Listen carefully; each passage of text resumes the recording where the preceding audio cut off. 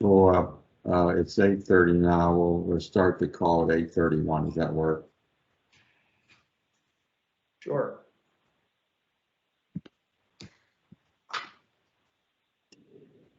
Works for me, Mr. Tagg. I'm ready to go. Good morning. You're always ready to go.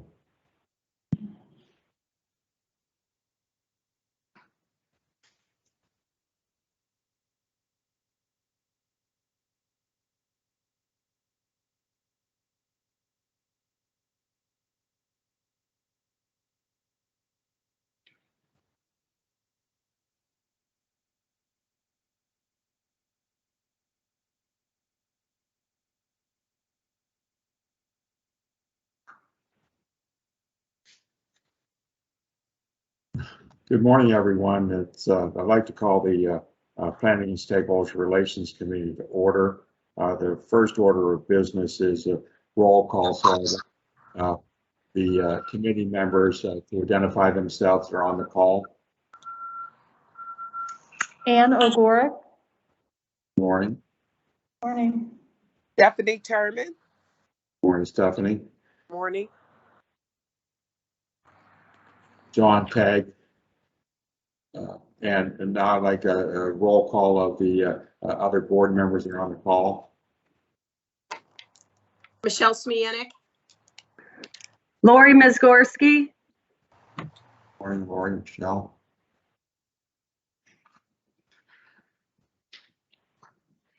Okay, that looks like all the board members are on. So the first item on the agenda is approval of the minutes of the June 17th Planning and Stakeholders Relations Committee. Do I have a motion? So moved. Do I have a second? Second. Are there any corrections? Seeing no corrections, all in favor? Aye. Aye. Thank you very much.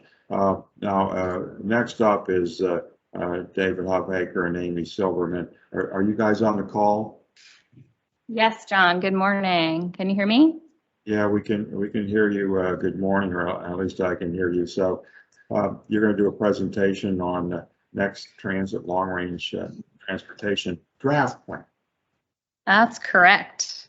Thank you, Committee Member Tagg. Good morning, everyone. My name is Amy Silverman. I'm the Director of Planning and Service Development here at Port Authority. Thanks for joining this morning. I'm so excited this morning to bring to all of you a draft version of our long-range transportation plan, which is called Next Transit. So I'm going to give a quick overview today. I'm not going to go into the meat of this plan. It's a big plan. There's a lot in it, and a lot of you have heard a lot about it throughout the process. I'm just going to give a few brief highlights of things that are new that you will see in the plan document today. But the plan document is on our website, and I'll share that link at the end of my slides today.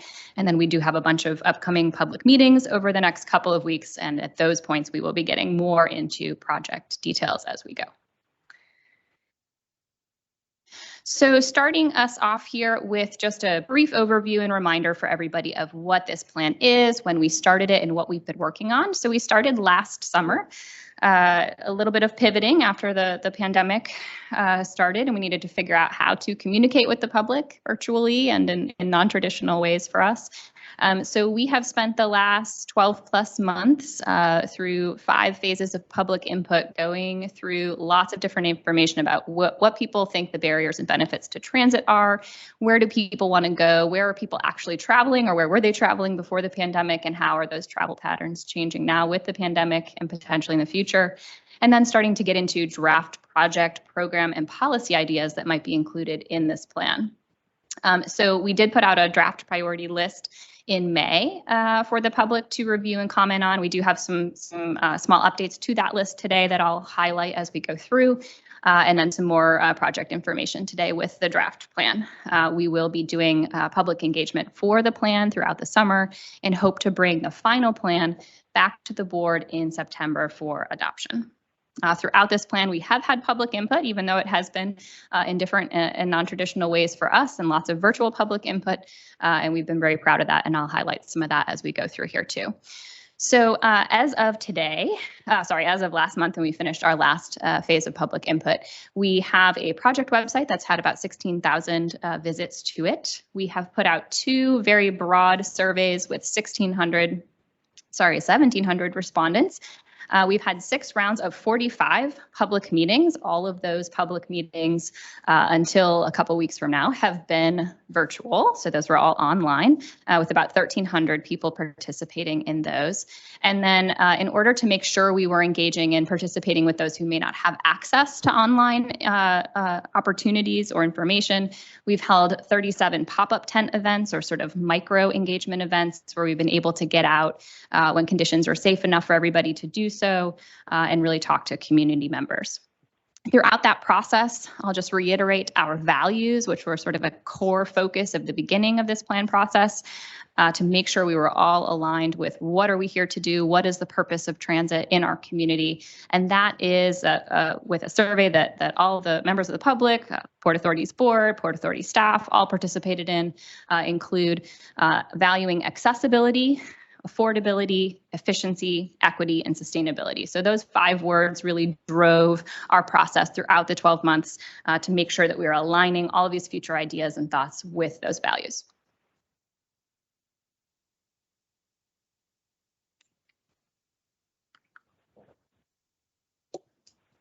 Thanks, Cheryl. So what is proposed to be next? Moving us right along here. So I'm not going to spend too much time on projects this morning. But I will, oops, maybe my clicker's working again. So I will just quickly note what we're calling Project Zero because it is so essential to really starting to get into discussions about expansion as we think about a long range plan. We do need to make sure that we start planning for a new bus operating facility. So we have 4 bus divisions right now. Pre-pandemic, they were pretty much at their peak. So in order to talk about expanding bus services, especially rapid and frequent bus services as we move into the future, we need to make sure that we are starting to look to where we might be able to build a 5th bus division. That also includes a lot of other operational and maintenance facility needs. So we will probably scope this more as a sort of master plan of all of our facilities to make sure that we're accounting for things like non-revenue vehicle maintenance, which maybe we don't all think about first and foremost, but is very, very essential to make sure that we can continue to maintain our system as it grows. And then on this slide, we have the top 10 proposed projects. The same 10 projects are on this list as were on this list back in May when we did public engagement, so I won't go through all of them. I am just going to note that we did have a project shift in priority. So in May, we put out this list in priority order and asked the public, asked the members of the community if we got the order right. That order was based on values and based on a lot of data metrics we collected throughout the year and some initial public input. What we heard loud and clear is that we had Project E, which is the East Busway Phased Extensions Project. The community did not feel that that was high enough on the list. They really felt that it was an essential project that needed to get going as quickly as possible to help with revitalization in the Mon Valley. And it's a project that's been talked about for quite some time, both here at Port Authority and externally as well. So that was originally proposed as the 9th project on the list, about where that pink project is now. We have shifted it up to number 5 on the list. So the first project in our sort of next 5-year project list. That is still an expansion project of sorts, so we do need to make sure that we get some of these other projects like bus division expansion going first before we can really focus on how we might support that service, because it will likely take a new bus division to support. Other than that, so the projects between where that one was and where that one is now just shifted down 1 notch. So nothing else on the list changed order from May until now. And then top programs and policies also have not changed since our May list. So I'll just highlight a few things here. We heard loud and clear from the community that supporting our access to and from bus stops is really, really critical. So people don't feel like our sidewalk network always supports their ability to get safely on and off the bus. So thinking about how we might be able to support people better through partnering with municipalities or other creative and innovative ways of solving some of those problems. Continuing to look at affordable fares and at access access for the ADA throughout the system to make sure that our system is accessible to all users. Looking at a bus network study, as we had many people throughout the plan just ask us for simple connections between neighborhoods that may not warrant something like a busway extension or a light rail line, but really need to be looked at again. And then finally, wayfinding, making sure people know how to use the system, how to get to and from your bus stop or your rail station, making sure you know what different types of signage and information means, and that you're able to navigate. Other notable inclusions include things like policies for the property that Port Authority owns, so through joint development, perhaps looking at affordable housing policies, looking at our sustainability from a perspective of carbon emissions and other emissions, so thinking about electricity offsets, both for the electricity that we use and also continuing to move into alternative fueled vehicles. So battery electric buses and other things like that. So try and get us to a zero emission goal by the end of this long range plan in 2045. Continuing to look for technology advancements as they support operations and safety, looking at vehicle design to support our riders, bringing their things and their family members on our buses and our trains. And finally, looking at our parking lots and how those parking facilities might be better managed. So some updates for today that are new is we have started putting together some really high level numbers for everything. I will note in a long range plan, we are at such a high level of looking at all of these projects that these cost estimates are more just to give us a really, really broad sense of overall cost. These are not to be used to apply for a grant application to support a project. Lots of more planning and design needs to happen before we can get a better idea of those numbers. But an important thing we wanted to do first is make sure that we really noted to everybody what our system needs today and how our current funding structure supports those needs today. So if we lived in a perfect world where all of our assets are in a state of good repair, exactly when they needed to be in a state of good repair, were replaced exactly when they needed to be replaced, we need approximately $185 million a year to support that. Currently, we get somewhere between $90 and $125 million a year from a variety of sources, most notably the state, to support our capital budget. So we do actually already have a gap just in what we have today with what we need to fund today's transit system. And that gap is somewhere between $60 and $90 million. So that's really a big number, and it's worth noting. So we wanted to make sure that was really highlighted in this long range plan, that before we can really dream big and start to build out this future, we need to make sure that today's system is supported and taken care of. Then moving us into project and program funding, we start to get into the bigger numbers. So again, really high level sketch look at what some of these projects might cost. In most cases, we tried to estimate our best guess of what type of mode each project would be. So is it bus, is it light rail, is it something else? But even that needs to be looked at specifically for each project as each project moves into planning. But with that in mind, if over the next 25 years we were able to start the top 10 projects on that list, we would be looking at something around $1.2 to $1.6 billion. Now, transit agencies do not usually pay the full price tag of coming up with all those dollars to support capital build-out projects. So in looking at sort of local funding requirements and what we would be responsible for sort of on the local and Port Authority end, we're looking at something more like $70 to $95 million annually to support that 25-year out system. So that's not tomorrow, but that's in 25 years if those 10 corridors are under development.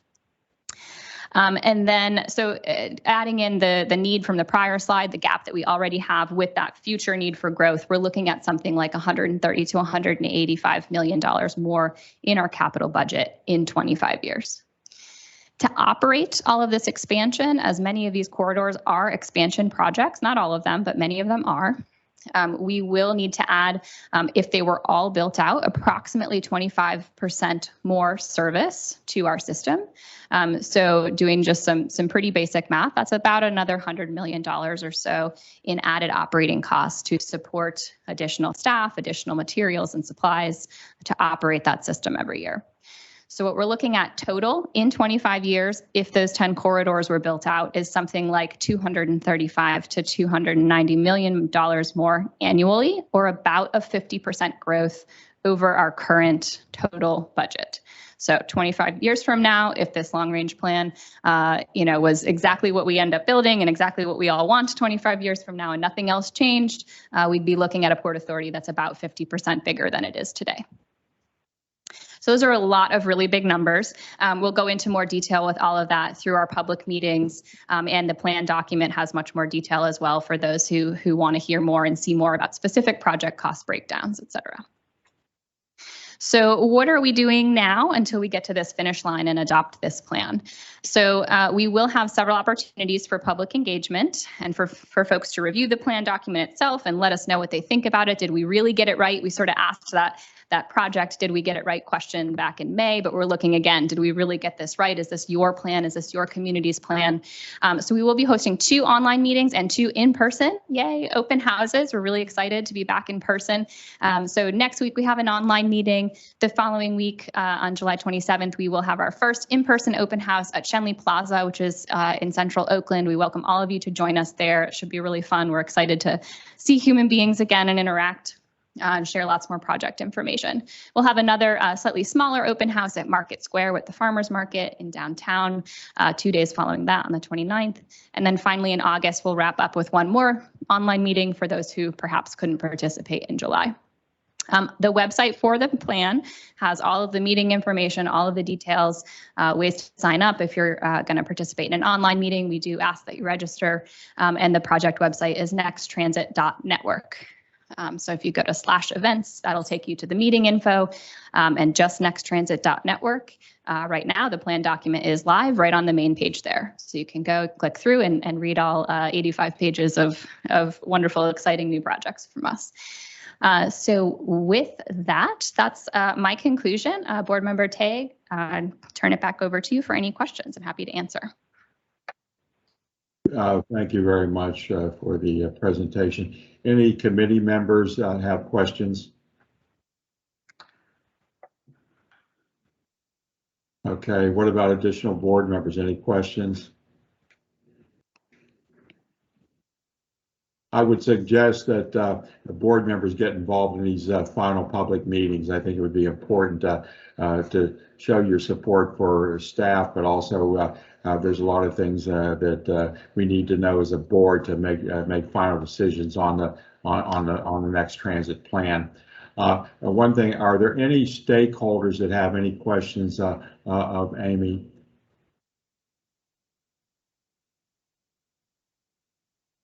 Okay, seeing no questions, let's move on. Next thing is the Downtown Oakland Bus Transit Project with David Huffaker. Is David on? I am here, Chair Tague. So good morning, everyone. I'm David Huffaker. I'm the Chief Development Officer here at Port Authority, and wanted to provide a brief update on the Downtown Uptown Oakland East End Bus Rapid Transit Project. And I had mentioned last week when I was last month when I was talking about the award of additional money from the FTA that I had hoped to have a more complete update for July. Unfortunately, I'm not able to do that. We're still in the middle of working through with the FTA and the project management oversight consultant regarding the project. It's not to be unexpected. It's a very complex project, and we're working with them on the scope and the schedule and making sure that we have everything in accordance and are mitigating all of the risks that we've identified and that they've concurred with us on. And so we continue to meet with the city. We talked to city staff and have had a number of extensive meetings over the past several weeks to review some of those scope elements and make sure that we've got the mitigation procedures in place. We're also talking about project sequencing so that we can ensure that we've got a coordinated plan. As you know, there's a lot of development and other work happening in downtown and in uptown. So we're coordinating with those projects as well. We also have, I didn't put it on the slide here, but we have circulated the letters to the utilities to request their relocation of utilities in advance of the construction of the project. And so we're waiting to hear responses from the utilities on those letters. We're working with the Smart Signals team. Smart Signals is the adaptive signal technology that will be installed throughout several corridors in the city, one of which is this BRT corridor. And that's a city and PennDOT project. And so we're coordinating with that project team to ensure that the two projects move in sync and are coordinated. And then, as you know, we're continuing to expand our battery electric bus fleet, and the battery electric buses are a key core component of this BRT project. And so we've got the two 40-foot battery electric buses on hand. We have 6 more that will be delivered later this year. And our operations team, Don Rivetti, is preparing a bus procurement for future that will include additional battery electric buses and additional 60-foot buses. So all of those things are continuing to advance. So the fact that I don't have an update doesn't mean that nothing is happening. And then, so we're preparing for the advancement of the downtown BRT loop to meet a delivery date of late 2023. And I do expect we've made good progress on addressing some of the risk elements. And so I expect that I will have a more complete update in September. But regardless, I will have an update in September. And so Chair Tague, I'd be happy to answer any questions.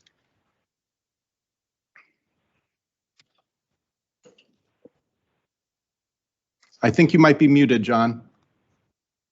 I am muted. I'm no longer muted. The question I had was on the battery electric buses. I thought they were all going to be, and I'm probably misunderstood this, all 60-footers, all RTICs, not? That's correct. For the BRT project, all of the buses would be 60-footers. We have 40-footers on hand today and are in the process of being manufactured and delivered. Those are 40-footers give us a chance to test out the technology, train our maintenance staff on the battery electric technology itself, and give us a good pilot project to gain some knowledge so that when we do order the 60-foot buses for the BRT project, that we'll be prepared. Thank you. Any committee member questions? Okay, seeing none. Any other board members have questions of David? Are there any stakeholders on the call that have questions of David?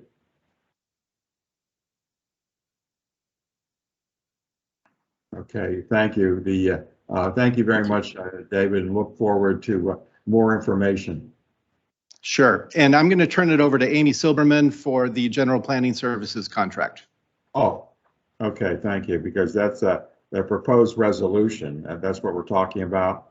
Yeah. Okay. That's correct. Thank you. All right. Good morning again, everyone. So this morning, I am bringing to Planning and Stakeholder Relations a resolution, which is more unusual for our committee anyway, but excited to bring this resolution this morning for an authorization to enter into agreements for a new general planning services contract.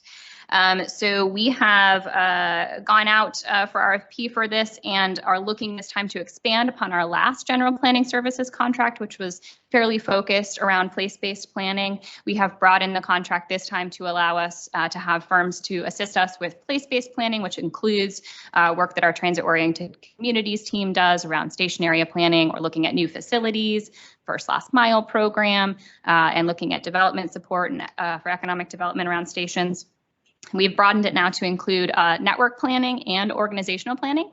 So network planning will allow us to do work orders related to service planning or related to bus network planning, perhaps the bus network plan noted in the long range plan, bus network redesign, looking at major new infrastructure corridors. So not walking us through the entire process as we go to support federal grants for projects, but at least getting us started with preliminary planning and alternatives analysis.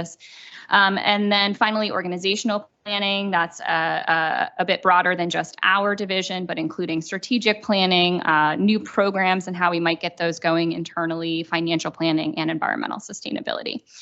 So for this, we have a top-ranked firm in each of those categories that we're bringing to you this morning. So HDR Incorporated is our top-ranked firm for place-based planning, and Michael Baker International Incorporated is our top-ranked firm in the category of network planning and in organizational planning. This is a 3-year term resolution with the option for 2 additional years beyond that. And the proposed not to exceed amount for this contract for all 3 categories is $4.8 million. So with that, I would respectfully request that the committee approve this resolution for consideration by the full board. Do I have a motion by committee members? So moved. Okay, thank you. Do I have a second? I'll second it. All in favor? Aye. All right, thank you, Amy. So we'll move forward with that. And the last thing on the agenda is, unless there's any other business, is motion to adjourn. Do I have a motion to adjourn? So moved. Okay.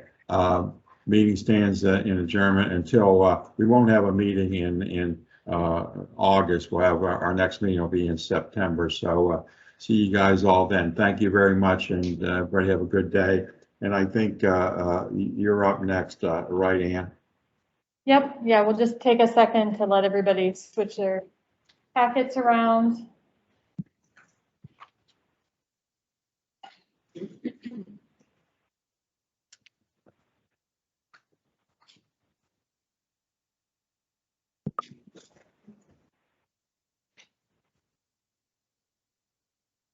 Okay, we'll call to order the Finance Committee for July 15th, 2021. First agenda item is roll call. Board Member Liptak, are you present? Okay. Representative Davis? I'm here.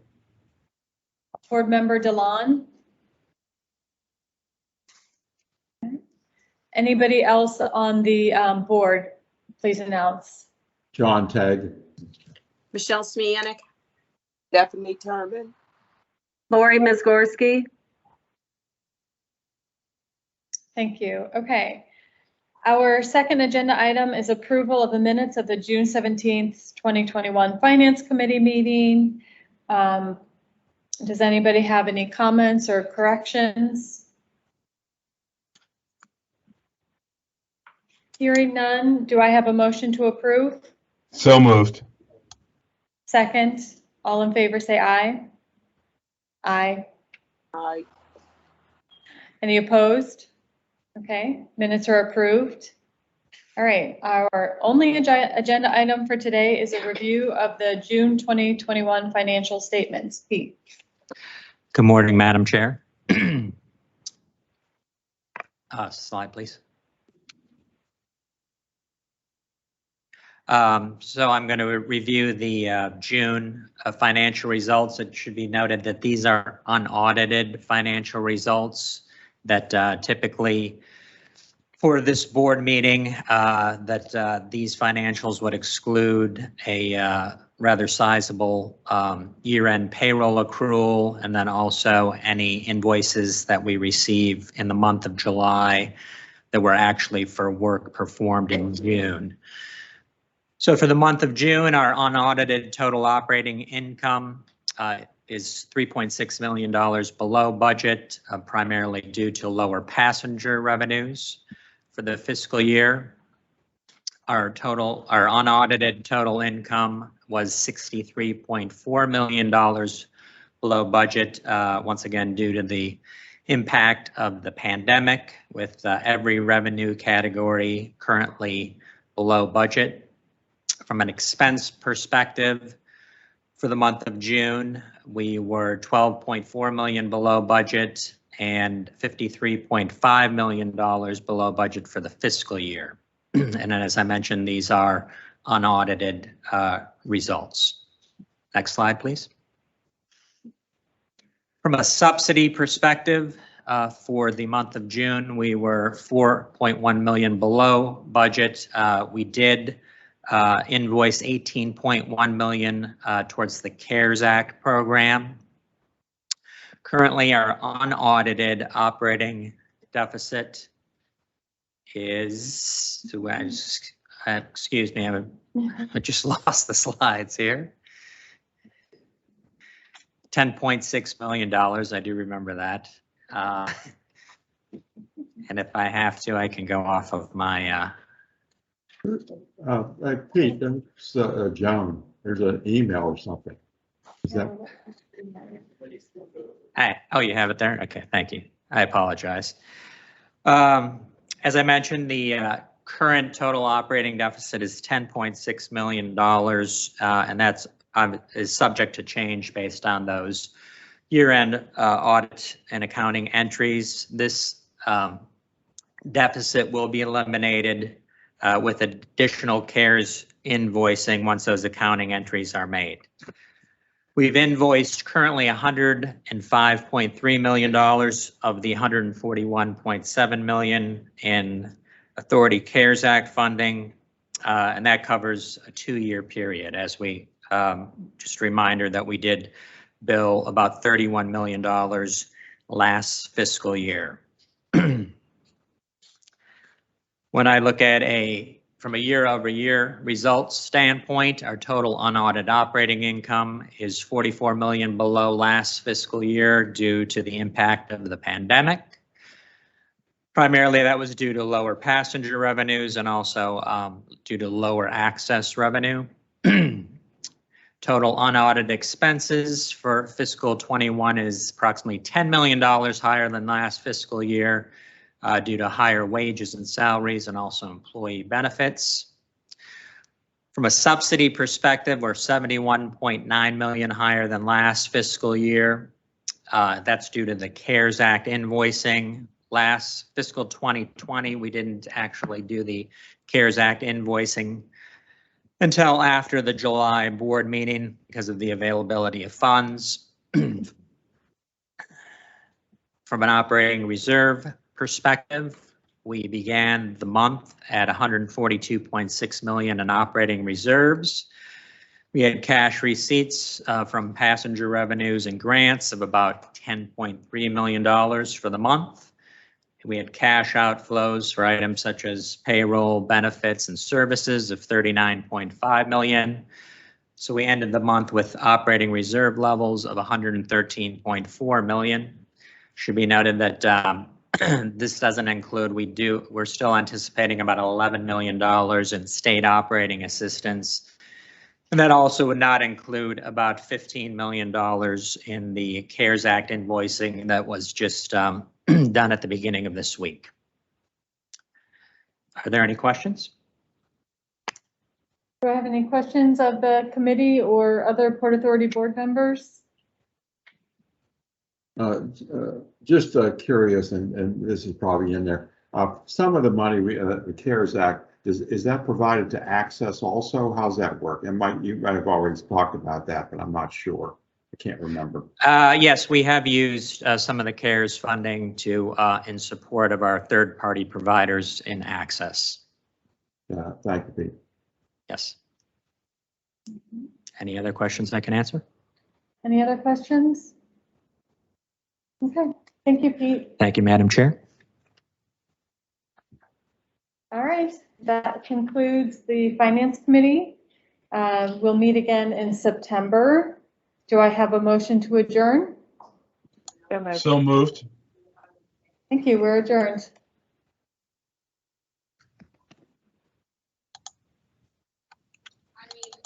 Good morning, everyone. Michelle Smianik with the Performance Oversight Committee. Please take a moment and just adjust your paperwork, and if you need to move seats, masks, whatever, and we will resume in a minute. Thank you.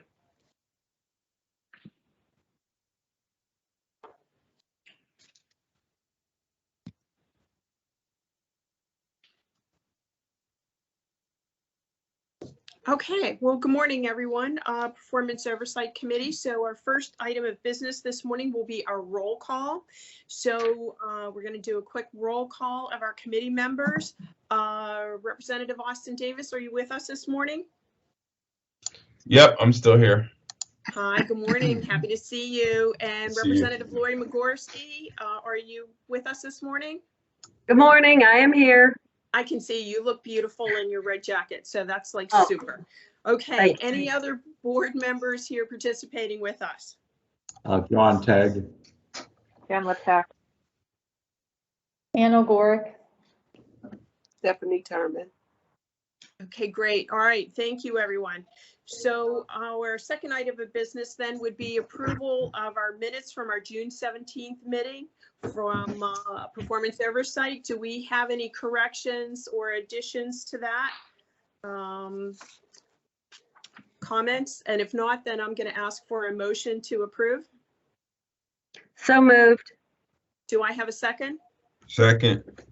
All in favor, please say aye. Aye. Aye. All right, minutes are approved. And moving on to our most important piece of business. Good morning, Mr. Tony Trone. I see you at the podium. Good morning, Madam Chair. So now Good for morning, our committee proposed- members. Thank you. For our proposed resolutions, we're going to start with awarding bids. So you have the microphone, Mr. Trona. Thank you. Thank you very much. I have 4 items for your review and presentation to the full board for approval. All the bids were publicly advertised and electronic bid documents were distributed.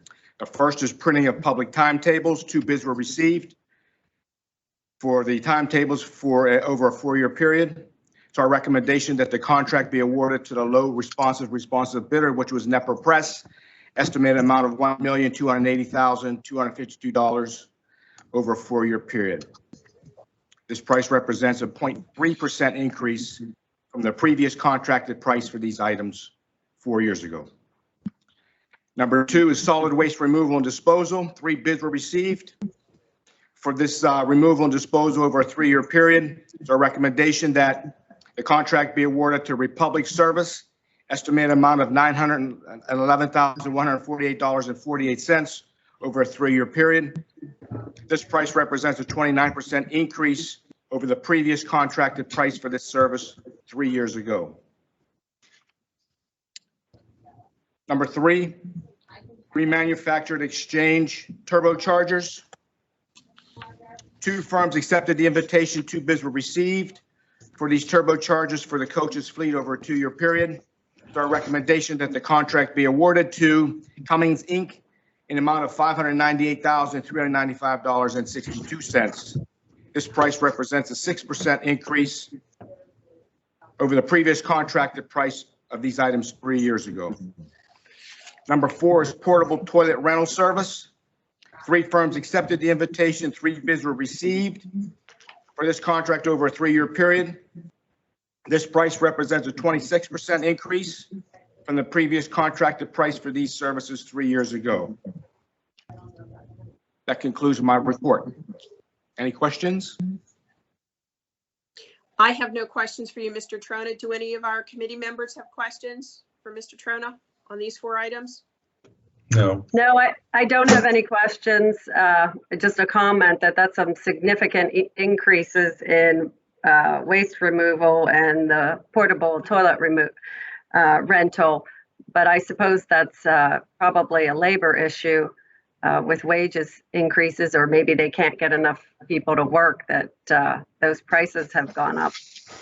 Yeah, you're exactly right. The 2 contributing cost factors here are the increased price in fuel, diesel fuel specifically, and direct labor costs. So the bids on the solid waste, number 2, the solid waste and removal, the low bid was $911,000. The other 2 bids came in at $940,000 and $2.5 million. Wow. On the portable toilet rental, we have the same contributing factors. Diesel fuel costs is a big part of that because it's the delivering of these rental service.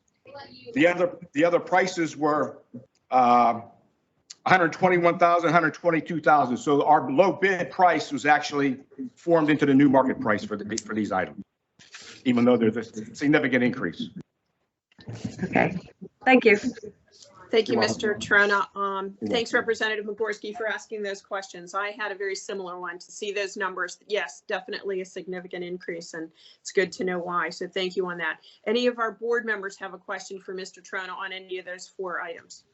Just a question, I guess, on the, are we able to use the CARES Act funding for these increases? You know, Tony? I do not believe so. This Okay. comes out of our operating budget. Even though we think that this is a direct result of COVID-19, we can't use any of those funds. When Pete may have a comment. He said the department may review the thing when it's reopened, but it's hard to think what might happen. Yes, Board Member Tagg. We are currently using our CARES funding to offset operator wages. We have used it a couple of months to offset diesel fuel and utilities. So we don't use it per se for this service. Are we permitted to? I guess that was the question, or not? Well,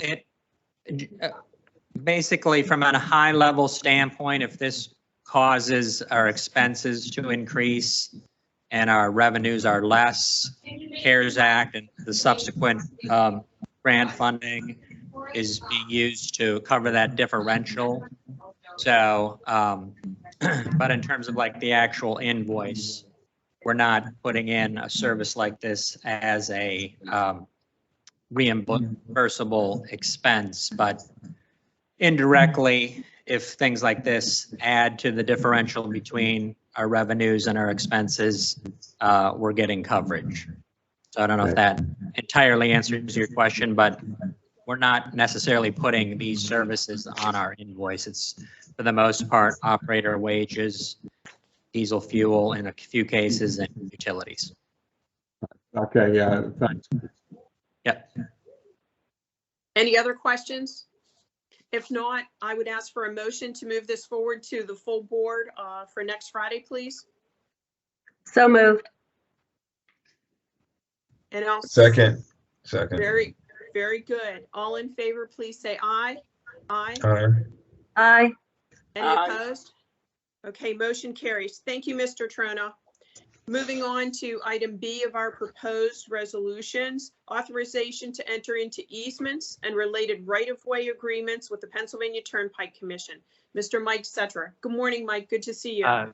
Good morning. Nice to see you as well, Madam Committee Chairwoman and committee members. This resolution would authorize Port Authority to enter into easements and related right-of-way agreements with the Pennsylvania Turnpike Commission.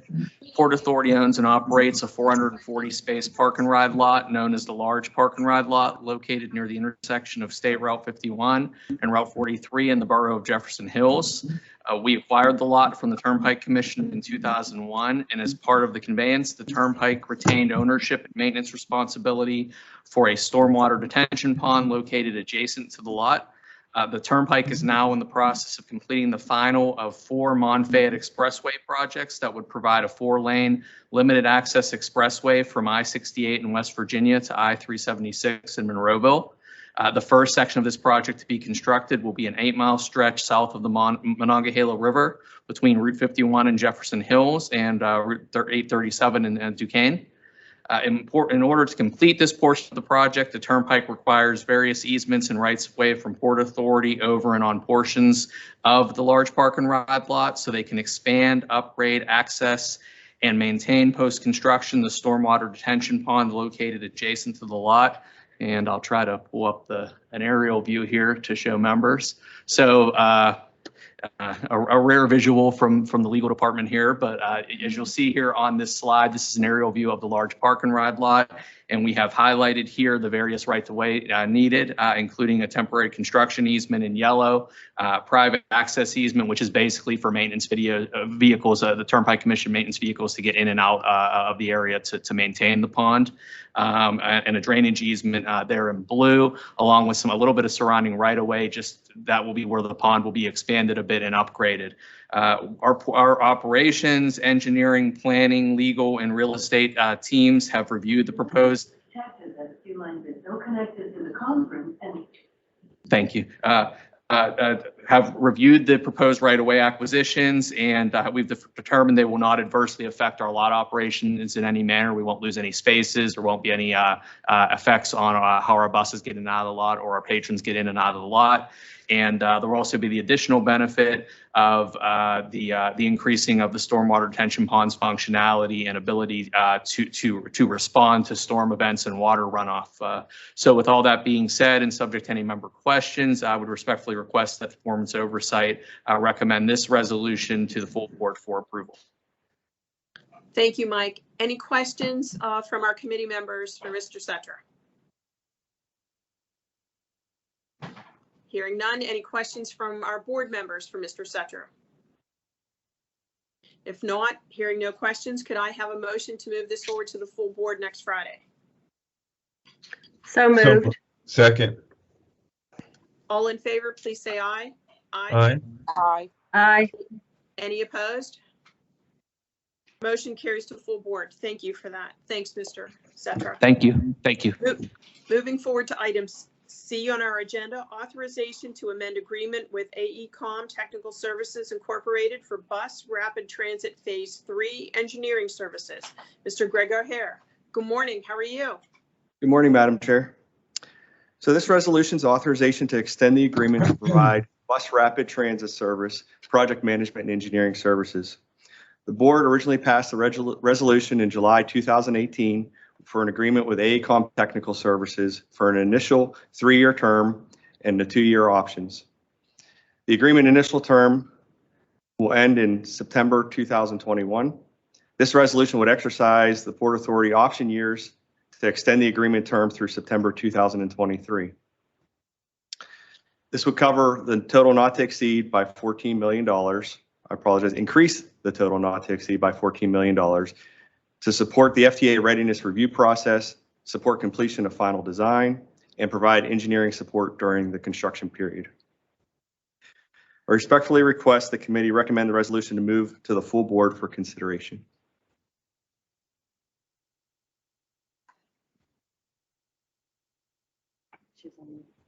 So moved.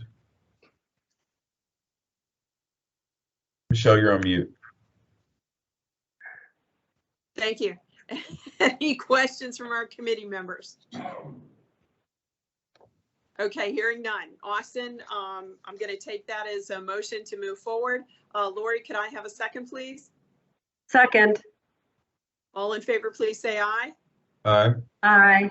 Aye. Any opposed? Thank you. Motion carries. Thank you, Mr. Davis, for that direction. I needed that stage direction. I'd have been here all morning listening to myself. Thank you, Mr. O'Hare. So motion is moving forward approval. So thank you. Thank you, Madam Chair. Anyone have any other business that we need to conduct? I believe that takes us to the end of our agenda this morning.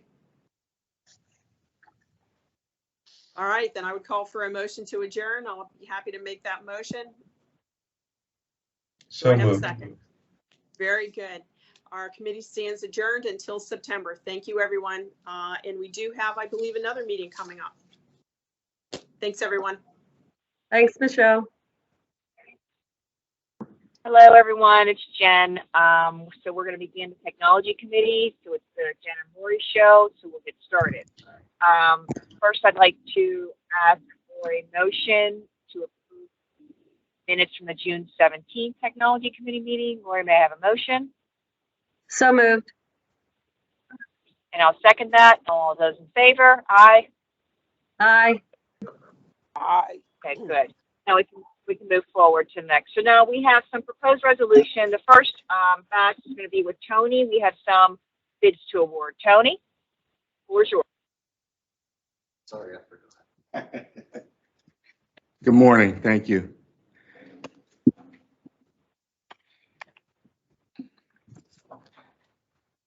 Good morning, Madam Chair, committee members. I have 3 items for your review and presentation to the full board for approval. All of our bids were publicly advertised and electronic bid documents were distributed. The first is automatic passenger count system. 10 firms accepted the invitation, 5 bids were received for automatic passenger count systems on the authority's light rail vehicles.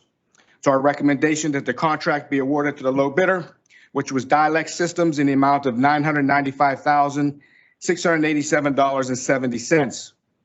There's been no previous purchase of this equipment. However, the staff has determined the price to be fair and reasonable. Number 2 is Cisco Wi-Fi apps, the DNA and ISE licenses. This is a state scheduled procurement. The Commonwealth of Pennsylvania Co-Stars awarded a contract covering IT hardware and software to AEC Group LLC, and the authority wishes to make purchase under the same terms and conditions. The contract is effective at least through August 10th of 2022, and the Port Authority wishes to purchase installation and configuration assistance of 73 Cisco system components, including hardware, software, and 1,200 Cisco ISE licenses covering a period of 3 years. It's our recommendation that we award under the same terms and conditions of PADGS contracts as follows: network equipment related services to AEC Group in the amount of $106,747.77. Staff has determined that the prices of the Pennsylvania state schedule to be fair, reasonable, and consistent with the funds budgeted. Number 3 is rail software support. This is a sole source procurement. Port Authority's light rail transit system is controlled through our Operations Control Center, the OCC, and system was originally provided by Union Switch and Signal. The OCC system is crucial to the overall safety and integrity of our LRT system. The system is comprised of various proprietary custom designed software modules that allow the control and monitoring of the LRT system. The modules include transit system data, voice communications, and video signals. The OCC system software is copyrighted by Union Switch and Signal and is now proprietary to Hitachi Rail USA. The authority desires to enter into a 5-year agreement with Hitachi to provide software maintenance and support services to the OCC system. The services will be acquired through a sole source procurement, as Hitachi is the only entity able to provide the necessary maintenance and support. The authority has determined that the pricing of the service to be competitive and comparable to other prices charged to others. It's our recommendation that the sole source be awarded to Hitachi an amount of $410,760. This price represents a 15% increase paid for these services 5 years ago. The staff determined the prices to be fair and reasonable. That concludes my report. Thank you very much, Tony. First, I'd like to ask if committee members of the lawyer and myself have any questions related to this. Yes, Jen, thank you. I was wondering, how will the passenger counters work? What kind of technology will they be using, or how will it operate? Sure, please. Passenger counter. Yeah, thanks. Yes, great question. We actually already have these on our buses, and it's a little sensor that when a person enters the vehicle, the sensor counts that person passing through the beam that is at the door on the bus today, and we'll be adding those to the rail system. I'm not exactly sure which technology Dialex is putting in for this, but essentially it's a little beam that goes across the doorway as the person enters, and it counts that person. Okay, great. Thank you. Hi, I have a follow-up question because you know I can't help myself. So how do you account for exit and entering with the little beam? How does that process work when sometimes all the doors are open for entry or exit? I'm not sure that I understand the question. You said if you walk in, it counts because you. Yeah. Good morning, Madam Vice Chair and Madam Chair for this committee. That is an excellent question. This is similar technology to what we have deployed on all the buses in our fleet. So currently we have these automated passenger counters. So it's not just one beam, it's a series of beams, and the system is able to calibrate if somebody getting on or somebody getting off. And it has a high degree of accuracy We go back and we double check this against manual counts. We do this not just because the FTA requires it, but we want to measure to make sure that if our train counter says 15 people got on and 4 got off at this particular door, is that what we actually saw? So they're very well calibrated and they are really accurate, even if you have several people passing at the same time. Our doors are not wide enough that we normally have off and on at the same time. It's more that you have a direction going, a direction coming back.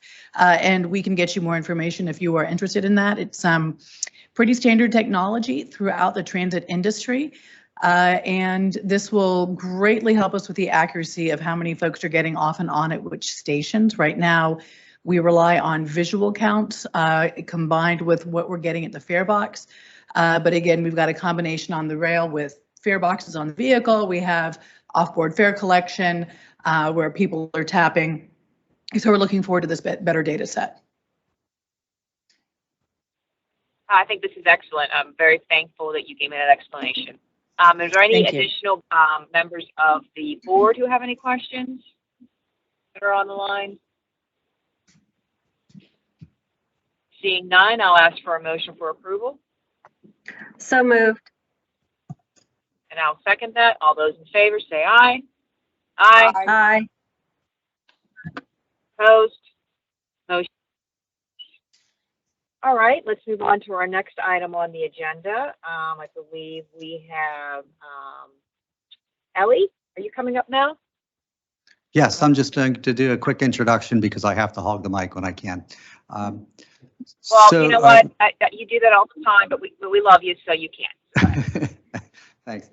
So we have a Title VI requirement of a fare equity analysis that we're bringing to the committee this morning. The FTA requires that transit providers evaluate any fare changes to make sure they're not going to have a disparate impact or disproportionate burden. And they've set the same requirement on our mobile ticketing project.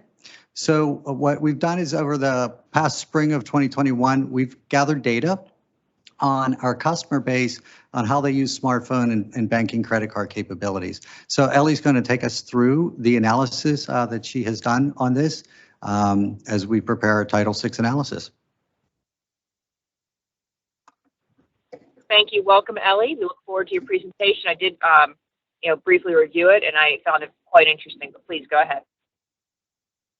Yes, thank you. Good morning, board members. My name is Ellie Newman. I'm the section manager of service development, and I will be walking through our Title VI report for the mobile ticketing services. So for Title VI, we need to check whether the mobile ticketing project is going to have a disproportionate impact on our minority riders and our low-income riders. So to do this, we conducted a survey earlier this year where we surveyed our riders on their demographics and whether they had access to smartphones and whether they had access to banking services. So on the smartphone side, we found that minority riders were actually slightly more likely to have a mobile phone than riders in general. So there was a 0.0 or 0.9% difference sort of in the other direction that showed that there was no disparate impact there.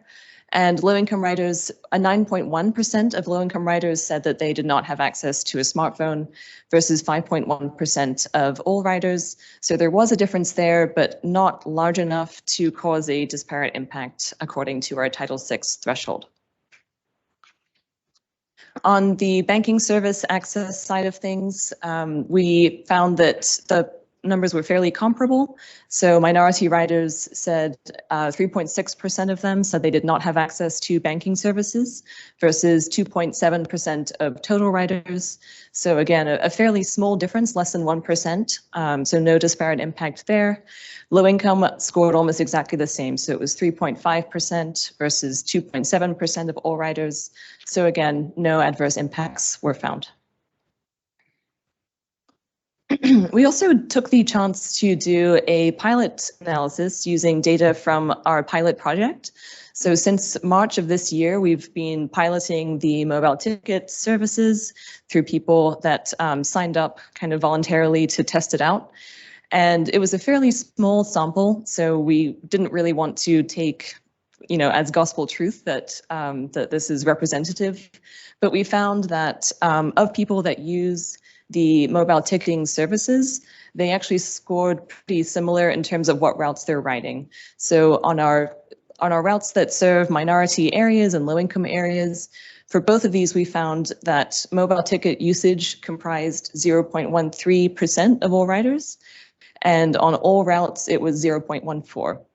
So again, very small differences. We didn't see any disparate impact there, but we at least have this kind of set up so that when things go live, we can continue to monitor it and make sure that we don't see any disparate impacts in terms of who is using the service and what routes they're riding. So even though we didn't find any disparate impact or disproportionate burden, we still want to make sure that this project can benefit people even if they don't have a smartphone or they don't have access to banking services. So we have a couple of initiatives going on where we're going to continue to expand access to our electronic fare media. This makes transit more convenient for people. It makes transit cheaper. So if you're paying cash, you pay $2.75 currently versus $2.50 as of now for using a electronic ticket or a Connect card ticket. So we want to make sure that we extend those benefits to more people.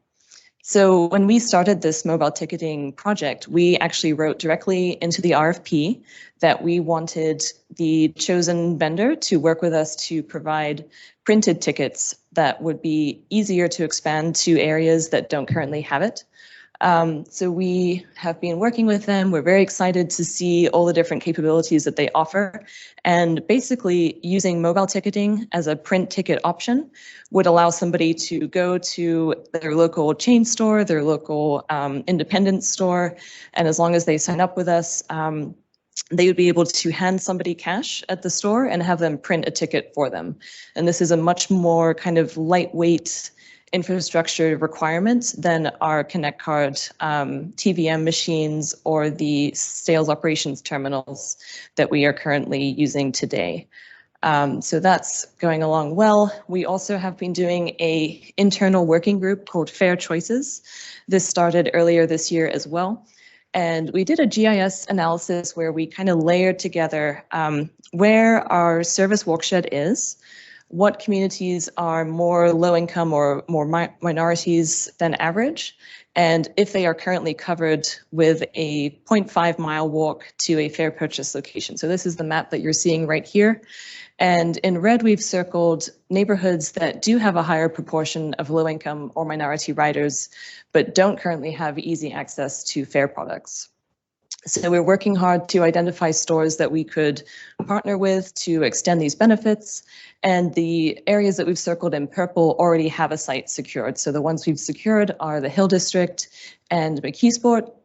And then we yet have to secure a site for McKees Rocks, the Spring Hill area, the Lincoln Leamington area, East Wilkinsburg, and Braddock. But we're very hopeful that we can find some partner that could come on to do this.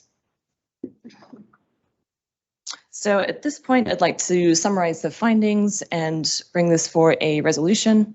So again, we were required by the FTA to do a Title VI analysis for this project to make sure that we weren't disproportionately impacting our vulnerable populations with this project. We found that there was no disparate impact on minority populations or low-income populations. However, we still are going to continue to work to extend the benefits to people that don't have access to smartphones or banking services through our new expanded vendor network and the Fair Choices program that I mentioned earlier. So at this time, I can answer any questions about this analysis, and I'd like to respectfully request that the resolution be taken to the board for full approval. Thank you very much. Before I do questions, I'd like to go to the, before we move this for the motion, I'd like to see if Lori, as a committee member, has any questions related to this. Yes, Ellie, thank you. I'm wondering if, when you did this analysis, do you also look at age groups? For instance, that it could be elderly, low-income passengers that are less likely to have access for cell phones. Does age, is there any kind of an analysis on the age groups?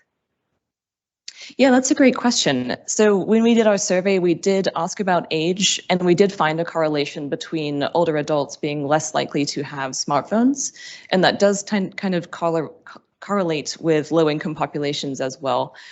So we did look at it and find that difference, but the FTA doesn't really kind of give you that out. So you can't really say, well, it's only older people. You only can look at low-income status and minority status to understand whether or not you have a disparate impact. Right. And I wouldn't be thinking of that as an out, but then in considering how to address the situation, is there any way to, address that specific demographic? Yeah, it's a good question. One thing that we can do is we do know where older adults are more likely to live in terms of their neighborhoods where they live. We can also look at senior pass usage on routes and see what routes they're more likely to ride. So one thing that we could be doing moving forward with our Fair Choices group is making sure that we also prioritize those areas for cash digitization. So this would be making sure that if there's stores in those areas, we can try to reach out to those places first to partner with us with mobile ticketing so that we can hopefully give people more options in that area. Okay, thank you. Just Okay, any other members of the board that have any question? Go right ahead. Is that John? Jennifer, yeah, just a clarification. Title VI, that's not a requirement of Title VI. It's just like my question would then go to the same thing about disability. In other words, Lori, and I think it's a good point of bringing up age. We can look at that, but those are not part of the Title VI analysis, right? Am I correct on that or not? Yes, you're correct. But, we always try to do more than what we're required to. So we'll certainly be looking at other vulnerable groups that aren't just the ones that are required by the federal government, but riders that we care about as an agency. Thank you for bringing that up, Lori, because I think it was a good point, and I'm glad you did, because again, there are other groups that don't fall under the Title VI, but on the other hand, as a caring agency, which we are, we want to look at those things. So thank you very much, Ellie. Very good. Any other board members? Go ahead, Stephanie, go ahead. In terms of location and purchasing, I know in most public housing, there's no stores within a 2-mile radius. How are you having conversations about if they need to purchase at a local store? And who are you talking to? Is it the tenant council, residents? What leaders of that community are you guys having communications with? Yeah, that's a great question. And I think it's challenging because a lot of the areas that we don't currently serve, it's because they don't have very many established stores like a Giant Eagle that's been there for many years that would be an easier partner for us. So one thing that we've looked at is public buildings. So we have a data set that lists where every single borough building is, where every single library is, and we've been conversing with different community leaders to see if we can find a public building that would be a good site for a ticket vending machine. We also are really hopeful that the mobile ticketing capabilities with being able to more easily work with independently owned stores will be a real helping hand here, because we could go to the local corner store that really only sells, milk and cigarettes, and we could work with them, whereas we wouldn't really be able to justify putting a whole expensive Connect card machine in that location. I think if we absolutely can't find somewhere and we want to make sure that these people have some option, one thing that we could look at is where their destination is. So if we find that people are riding in a certain location where they're getting on, we can't find anywhere to put a fare vending location where their origin is, but we can at least see where their destination is. And maybe we'll be able to find somewhere that already does serve, or we could find something that we could add in that area and hopefully at least cover the return portion of their journey. Hey, Jennifer, it's John. Furthering Stephanie's question, have we been in communication like with the Pittsburgh Housing Authority the Allegheny County Housing Authority, or the URA. Have we been in any conversations about that? Would that be useful to have conversations with them about locations? I actually don't know the answer to that one. Maybe Catherine can help me here. Well, and I'll jump in as well. So I think the idea of using public buildings, meaning those that serve the public, whether it's county, whether it's local municipality, authority, those are great ideas as long as the infrastructure can be put in and as long as they're accessible to the public. And I'm sure that Catherine, remember, we used a partnership with our state reps and state senators for the senior citizen bus passes, which I thought was a fantastic effort by the Port Authority led by Catherine. So I think that, knowing Catherine, I don't want to answer for her. I think those are good options and good ideas. And I know we've got great partners within our public forward-facing facilities, specifically the county, which I can speak to, and our authorities. But I don't know if Catherine you want to add on, but I think those are all on the table. It's just about coordination. Yes, ma'am. Everything that you just said, and I was coming up to say that to Mr. Tague's question, let us get you a little bit more of a response based on the conversations we've had. And we can identify places where we have existing gaps and share that out with the rest of the board. We'd appreciate any kind of recommendations. And Ms. Liptak makes a really great point. Our new technology will really transform us from, again, the big investment of a TVM and wondering about credit card fees to essentially an iPad and a printer or even prevented fare media. So we have more options, but let us get you, John, a more thorough response that can show where we've actually been. I don't have that right in front of me, but let us pull that together and get it out to the board. I appreciate it, Catherine. Thank you. Okay, any other questions from board members? Seeing none, I'll ask for a motion to approve. So moved. And I will second. All those in favor say aye. Aye. Aye. Opposed? Okay, this motion carries. I do have one additional question. That's an easy one. It's most likely for Jeff. I was curious, with all this mobile ticketing and smartphone and everything else that we're doing, how is our Wi-Fi usage on those modes of transport that we've deployed, whether it be in our T stations, on our buses? Are we finding that the usage of our Wi-Fi service to our customers is being used and was a good investment? Yes, so we do have free Wi-Fi on all of our vehicles, both the rail side and the bus side. I have to admit, over the past year, the activity has not been as normalized as we would have seen prior to that. So we do see some activity on certain routes. I wouldn't say it's high usage, but it's certainly there. Another thing that we did about a year or so ago was within the downtown tunnel sector is Verizon installed service so that cell service works for folks all the way through the tunnels, where previously you would lose service while you were underground. So that was a good upgrade for us about a year and a half ago to have that service installed. To your direct question, it's moderate usage, but it's definitely been minimized, if you would, over the past year. Yeah, that's good a good service point. stuff. You really make sense of that. But yes, and from my standpoint, thank you very much for letting my phone work underground. I see no other questions from the board or committee members. I'd like to thank all members of staff and the public for your participation today, not just within this committee meeting, but for all committee meetings. And at this point, my fellow board members and staff, we stand adjourned for the day. We'll see everyone next Friday. Excuse me, Madam Chair, excuse me, Madam Chair. Madam Chair, excuse me.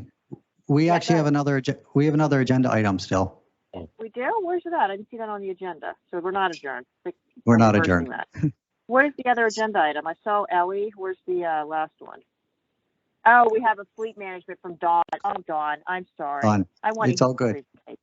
It's all good. Sorry, Dawn. Go ahead. I did, before I introduce Dawn, I did want to take just one moment and update you on Ready to Ride. Coming off the Title VI analysis, I'm really excited to reach that milestone because it positions us to move into our next phase. So when I came and gave a full report to you back in January, we were in that phase of installation and preparations. With this Title VI approval, we can move into activation of base services on our bus line. And we're in preparation for the next phases, as Ellie detailed, on the cash digitization and vendor portal.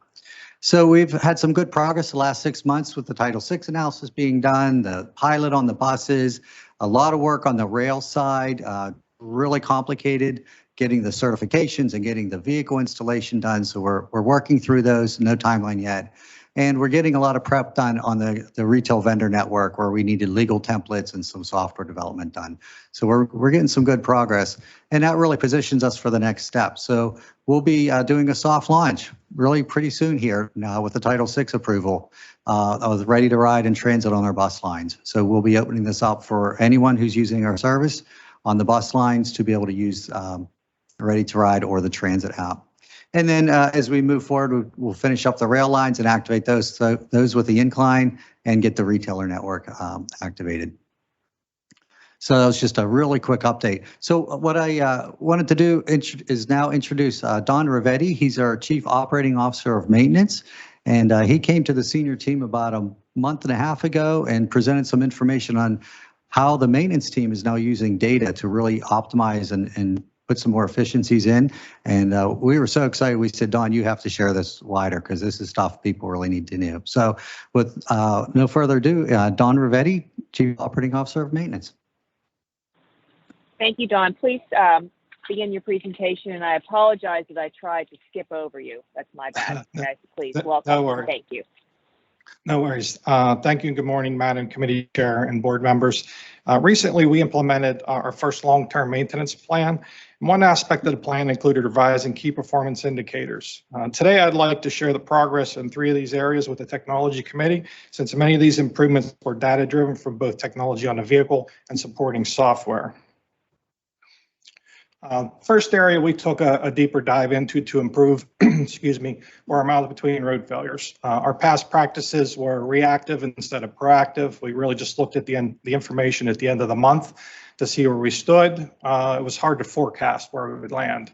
Some improvements we made, you'll see in the upcoming slides, are a change from monthly to weekly reporting. This reporting also included action plans sent out by the fleet maintenance team, and also created some reports that housed all the data in one location, making it easier for the managers to see where their location stood.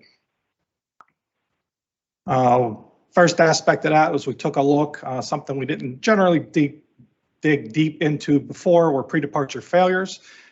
Created some reporting which showed breakout by location on where each location stood, as well as top 10 failures. Items they can focus on to continue to improve their miles between road failures. Also, as I mentioned, we changed the communication from monthly to weekly. In doing so, some new dashboards and reports were created, giving the managers the ability to see where they stood, location to location, where their top failures were, seeing what their customer complaints were, and giving them the ability to drill down on all the associated links so they can take a deeper dive into their fleet, their respective location.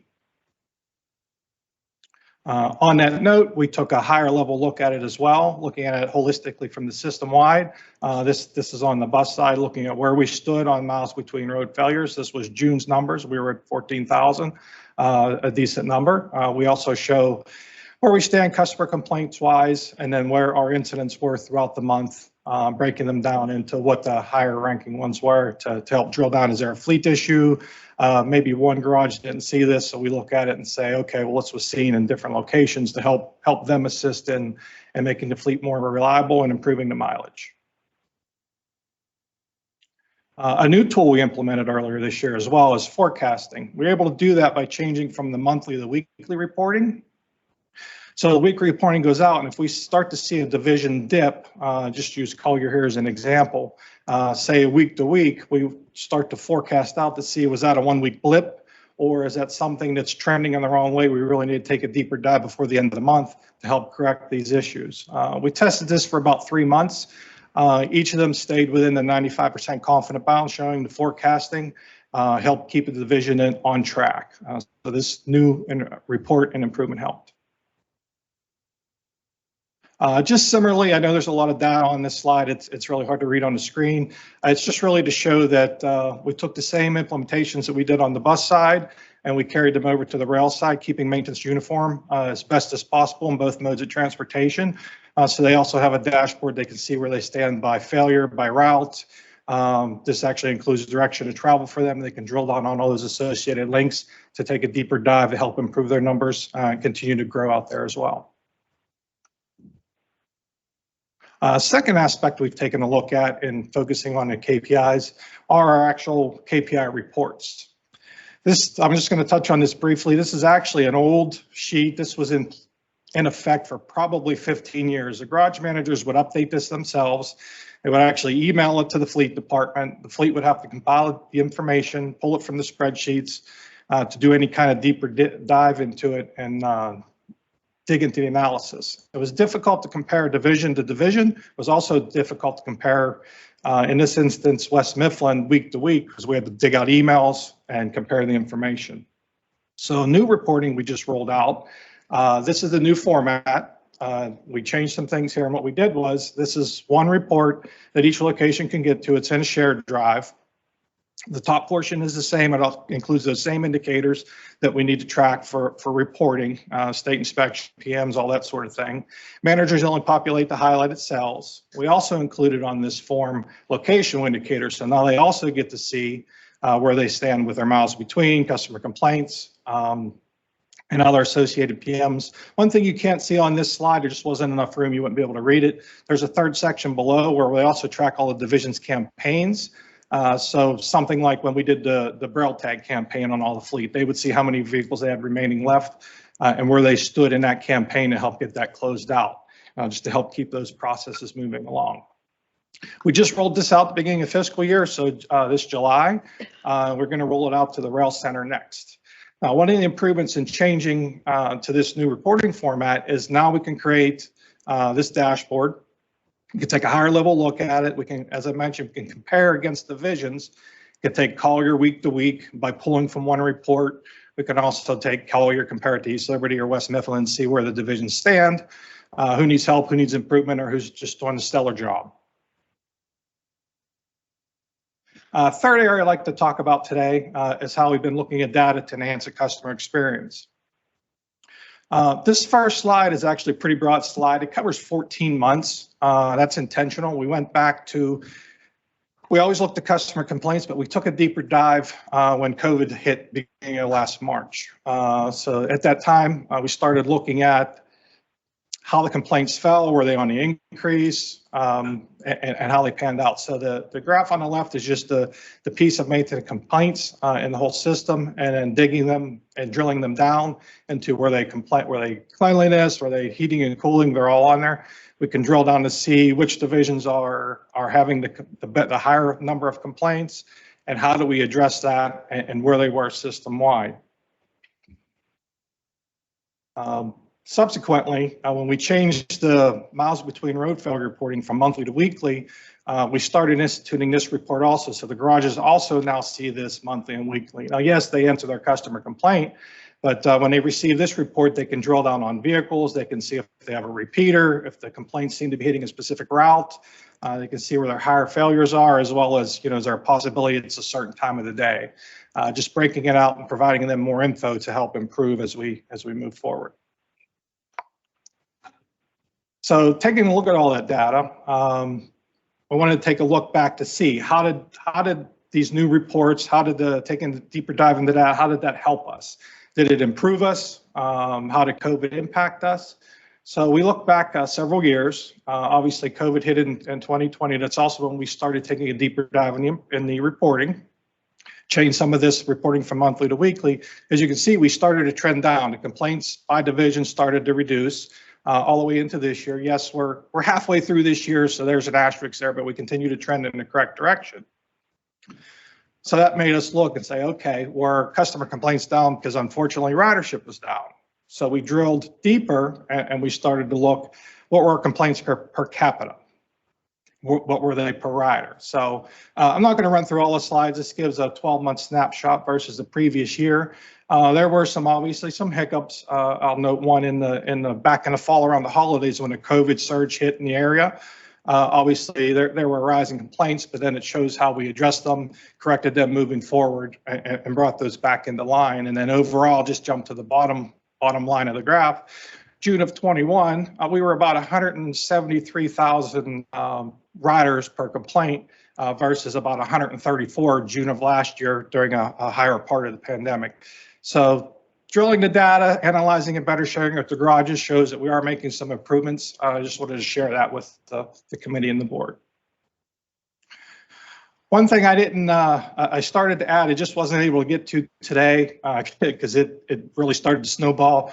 I want to make you aware, we are looking at electric bus statistics. David touched on them earlier. We have 2 vehicles we've been running for a little over a year.